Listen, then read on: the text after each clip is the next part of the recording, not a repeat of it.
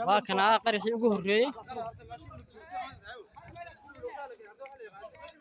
kaamadii saanay noqdeen shacabkii masiibadana ka dhacdo waa meeshii qaraxii hore oo ka dhacay ee gudoomiye dabaash lagu dilay waxaan u dirayaa tacsi ummadda ku lagu laayay Soomaaliyeed oo muslimiinta ah oo ku shahiiday Buulaburte iyo Jallaqsi sidoo kale dadka mar dhawaan lagu laayay Maxaas iyo sidoo kale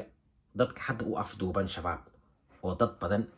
oo ay soo afduubteen oo aan dambi lahayn ay haystaan waxaasoo dhan waa dambiyo ay ka galeen ummadda Soomaaliyeed gaar ahaan reer Hiiraan waa la isku xisaabtami doonaa waana in hal meel looga soo wada jeestaa waa dad ummadii lagu soo diray oo nolosha ka soo horjeedo nolosha bini aadanka bas ma ahan nolosha xayawaanka xitaa dhibaato ku ah waxay laayeen ari ma ahan waxaan ma ka hadlayno dad ma ahan ciidan ari xoolo dad ay iska lahaayeen ee inta u yimideen xitaa ayaga kuma manaafacasanayaan way berbereeyeen baqti ka dhigeen taas waxay ku tusaysaa in ay shabaab la dagaalsan yihiin nolosha aadanaha iyo nolosha xayawaanka xitaa aysan ogoleen wax noolaasho ah haba yaraatee waa in hal meel looga soo jeestaa oo la iska celiyaa dagaalka Hiiraan oo lagula jiray khawaarijta al-shabaab oo aad ogtihiin in guulo badan oo la taaban kara laga soo hooyay ayaa maanta wuxuu marayaa xaalad khatar ah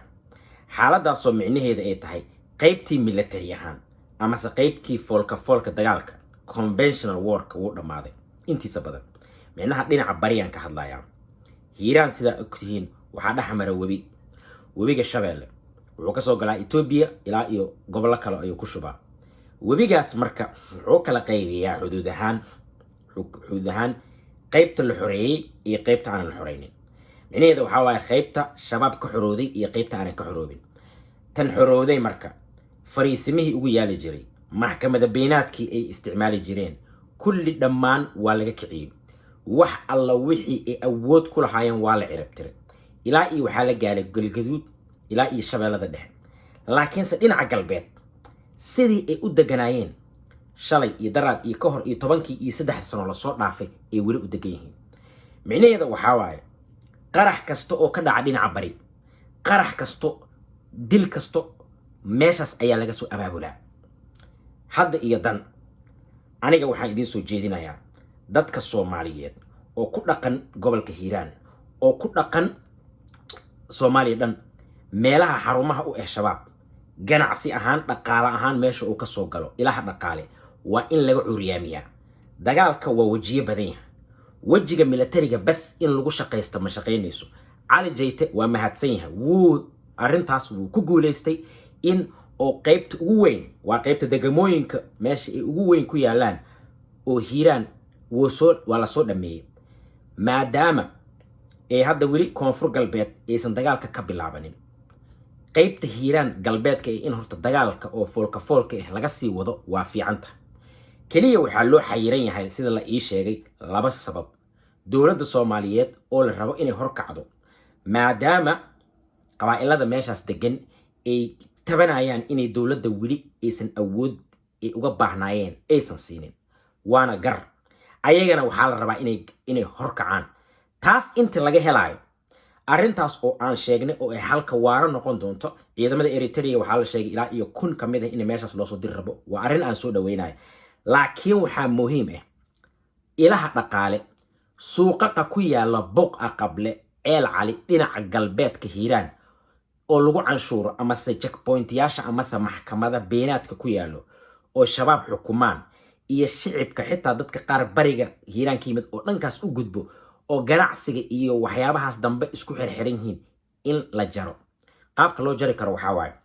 in la joojiyo buunda kasta oo u gudubta dhankaas wax alla wixii badeeca dhankaas u gudbaayo maadaama ay shabaab canshuuri doono to in la joojiyo wixii ka soo gudbaya sidoo kale in la joojiyo lagu qasbo in ay soo maraan dhulka la xoreeyay waa halkee Muqdisho ilaa iyo gaalkacyo dhinac la xoreeyay ayaa jirta dhinaca webiga bariga ka xigto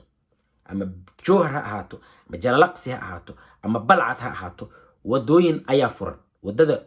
oo marta xeebta way furan tahay hala maro wadadaas hala maro wadooyinka kale oo ku dhex dhaco Buulaburte ilaa Beledweyne wadadii caadiga ahayd way furan tahay waa la mari karaa haddii la rabo dabcan way jirtaa inay sabab soo gudbaan si dhow maaleysi ay ku dhibaateeyaan laakiinse taas hadda way furan tahay wado kala jirto oo dhanka hoose marto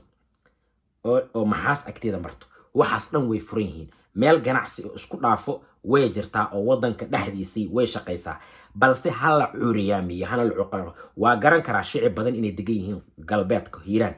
sababta aan u leeyahay waxay tahay maadaama hadda shabaabka la horjoogsanin weli lala dagaalin in qaybna lagu ganacsado Hiiraan qayb lagu shaqaysto oo shabaabkii lala shaqaysto qaybna la dhaho dagaal ka socdo wax soconaya ma aha